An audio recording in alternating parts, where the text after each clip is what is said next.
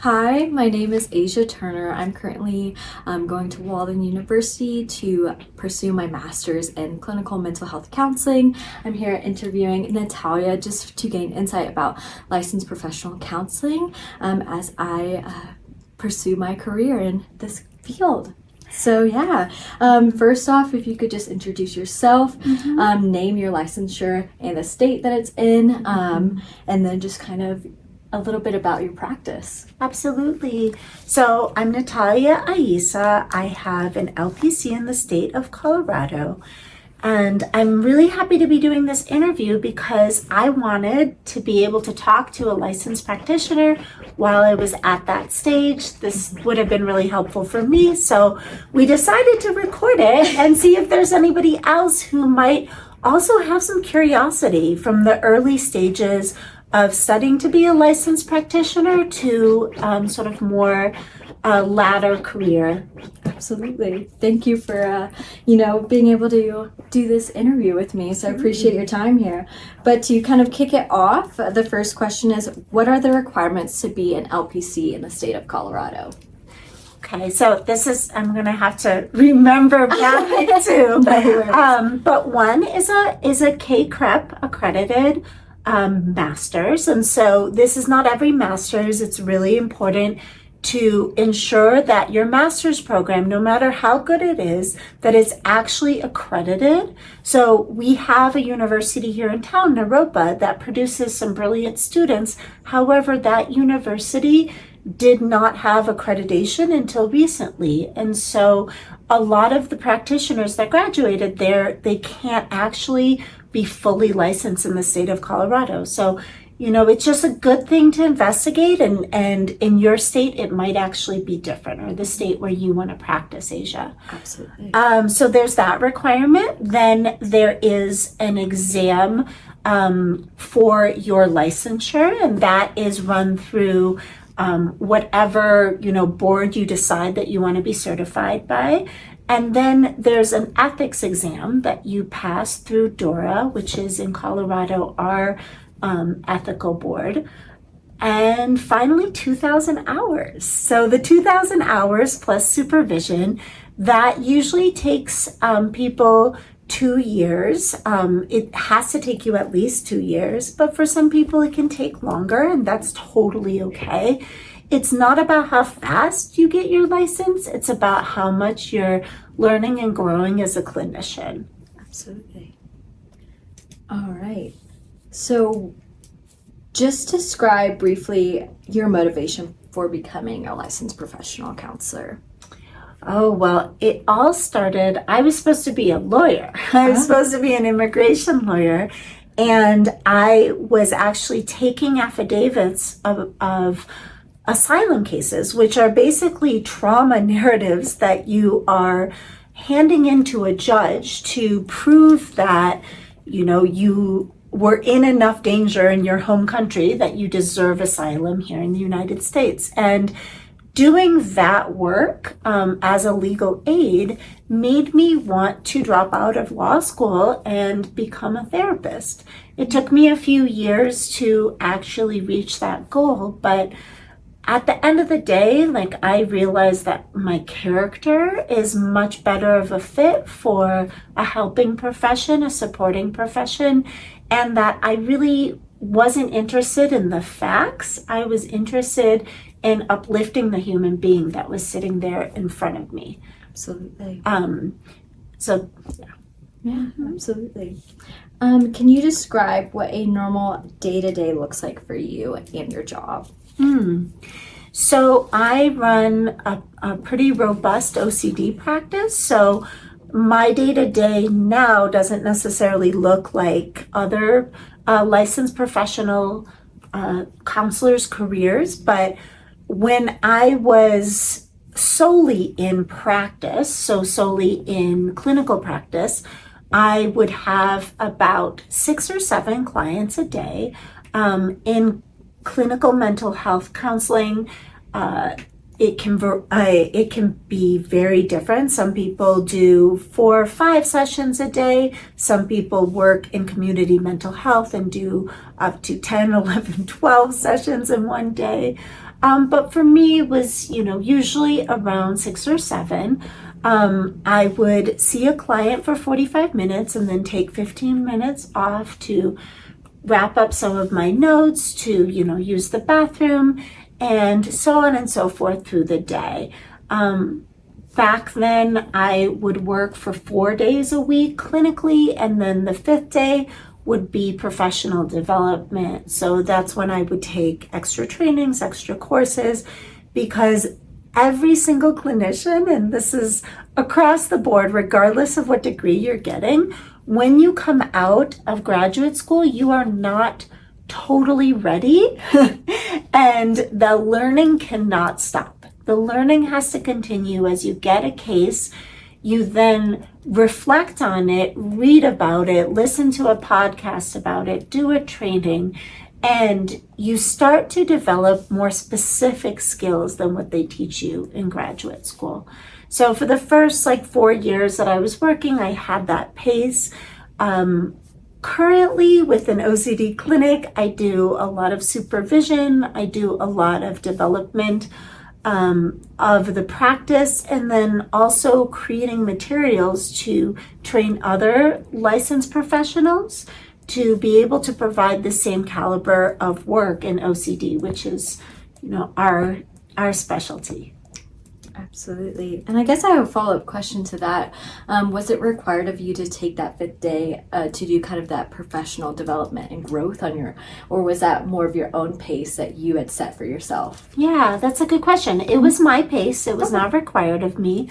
And different workplaces have different systems around that.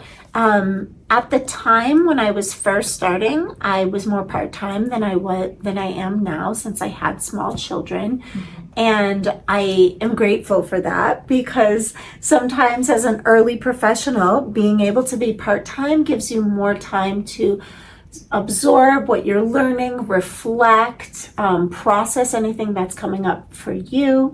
I think it might have been hard or overwhelming for me to work as many clinical hours as I did later in my career. Absolutely. And I guess to follow up with that is, how do you ensure confidentiality and ethical standards into your counseling practice? So you learn in your ethics class in graduate school lots and lots of rules, and then you immediately forget them, and then you rememorize them for the ethics exam, and then you forget them. Other than sort of the main sort of common sense ethical laws, like you have to take notes, you can't reveal a client's identity, you cannot have an inappropriate relationship with a client. Other than those obvious ones that we all know, there are many different ethical constraints that you have to keep renewing in your brain. So my strategy with that, even where I am in my career right now, is to just reread the ethical code around the issue, to ask other clinicians how they interpret our ethical code. Be curious, and honestly, we even have, the practice even has a lawyer that when there's more tricky ethical questions, we consult the lawyer to make sure that we're in line with ethical, rules. Absolutely. How do you handle situations where a client's goals or values may differ from your own? Ooh, that's a tough question. And I'll give you a very unsatisfying answer. It depends. It depends. I'll give a specific example that is just one way that could go. Mm-hmm. But it's a typical way that it goes here in our OCD clinic, as you've noticed probably. Mm-hmm. So we work with a lot of children here. OCD onset often happens at age 7, and then there's another big burst around puberty. So these kiddos will come in with some very maladaptive behaviors and very anxious parents. And their very anxious parents sometimes come in with their own set of goals for therapy. And that can be really tricky as a clinician, because my job is to be the child's therapist, not the parent's therapist. And yet I really need the parents' buy-in and involvement in order to help the child with their OCD. So my main technique when I feel like there's a values disconnect between somebody else's preference for therapy and mine would be to do psychoeducation from my perspective and then from the perspective of others. So, for example, the best practice for OCD work is something called exposure response prevention. It is a great type of therapy, but it's a very unpleasant type of therapy for children. They don't want to face their fears. They don't want to, listen to vomit tapes over and over because they're afraid of vomiting. That's the last thing that they want to be doing. And so if a parent tells me, I don't want you to make my child anxious, I will send them lots of resources about why and how making yourself anxious can actually help you overcome the anxiety. In a case where psychoeducation does not align our value system, that might be a moment to give a referral to someone that is more in a person's value system, or it can involve further education and further conversations as everybody shifts and sees the case, conceptualizes the case differently. Absolutely. How do you incorporate cultural competence and diversity into your counseling practice? Oh, yes. This is a tricky one. So when I first started my career, I started it in Shanghai, China, which was an incredible challenge for cultural competency for me, as I am not culturally Chinese. I learned the language badly, I was told, and I had only lived there for 2 years before I started working as a therapist there. So obviously, the answer to that question is I was very culturally incompetent. And the most important thing to do in a situation like that is to be humble, to be honest, to ask a lot of questions. Like, am I understanding this? Tell me more about your perspective. When I work with cultures that are more familiar to my own, I'm of Mexican heritage. When I work with people from Mexico, I also have to be humble because I am Mexican. However, I am not Mexican from Guadalajara, and I have to understand that no matter what I think about my cultural competency, it might actually be like a false confidence. So I think that the most important thing for every clinician to do is to know that we see everything through our lens, even if we think that we know a lot about the culture that we're working with. Absolutely.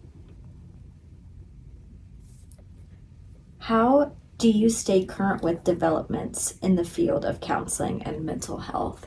So this could be like new research, new technology that comes into therapeutic use, whatever it may be. Mm-hmm. I love conferences.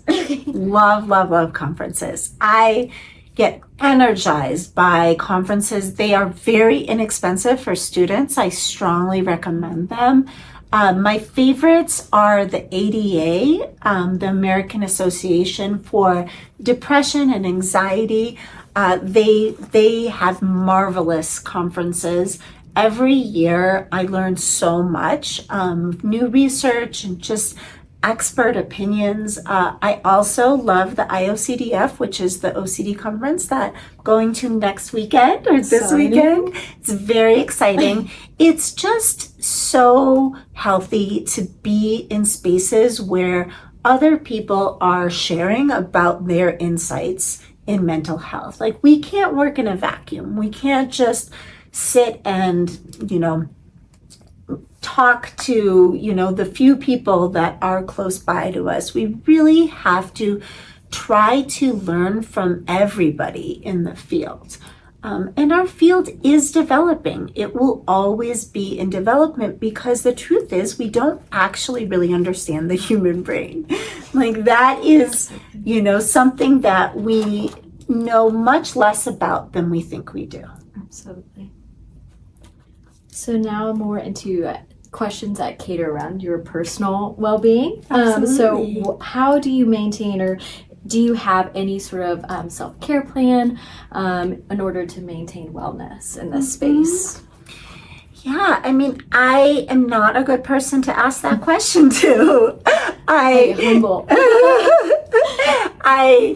I do not practice enough self-care, and that is something that I have struggled with, having boundaries around clients, in terms of the quantity of clients that I will take on.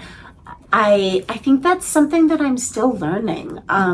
And if you have any suggestions, I would love to hear them. Oh, I will show you a whole self-care plan that we had to do during this course. So awesome. Definitely. I would love that refresher because honestly, when I went to grad school, they didn't teach us that. They didn't emphasize that. Oh, really? I think it's a big portion because it allows space for, obviously we need to have that component of like curiosity, of like wanting to, be so informed, but also having that own awareness of like, okay, how do I feel and show up in this setting? And having your own self-awareness in this is really important because that impacts how you show up for your clients. So 1000%. definitely, I'm so glad. there's a huge emphasis on self-care and maintenance for like self-reflection. And it's definitely being pushed, I think, through most of the counseling courses now. Beautiful. I love that so much. That was definitely missing when I went to grad school. Really? Yeah. Hey, new development. Yeah, it's a new development. I just learned something. Absolutely. I'm really glad to hear that. And it is, like, burnout is real, y'all. Empathy burnout is real. Like, I had 4 kids when I went to grad school. I was like, I can't burn out on empathy. I wipe butts all day and deal with tantrums. Like, I can handle anything. No, like, being a therapist has pushed me beyond where I thought I could be pushed, for how much pain I could really hold. And so I really I am so thrilled that there is more support in like creating structures right off the bat so that you don't get to that place where you're like, hey, like I really do have compassion fatigue and I need to pull away. Absolutely. Absolutely. I think to kind of just wrap it up here, this is my favorite question. So what is the best piece of advice you can give me as a counselor in training? Ooh, oh my goodness. Yes. The most difficult thing is just choosing one, but I really want every counselor in training to know that none of us know what we're doing. Okay? Like, I get a lot of new clinicians saying, I have imposter syndrome. Like, I feel like I'm not really doing this right. And what I say to them is that we all have imposter syndrome straight through our careers. That will always happen because you are dealing with a human being that is sitting across from you that is a mystery to you. Their life is a mystery to you. You will always feel like an imposter trying to guide them to be more mentally healthy because it's an impossible job. And so just know that feeling is more something that you get used to. You get used to not feeling like an expert. And frankly, that's a good thing. I don't think that we as therapists should be so confident that we feel like we're an expert in a room with a person. I think that being able to elevate the client and also maintain your humility at every stage is incredibly important. Absolutely.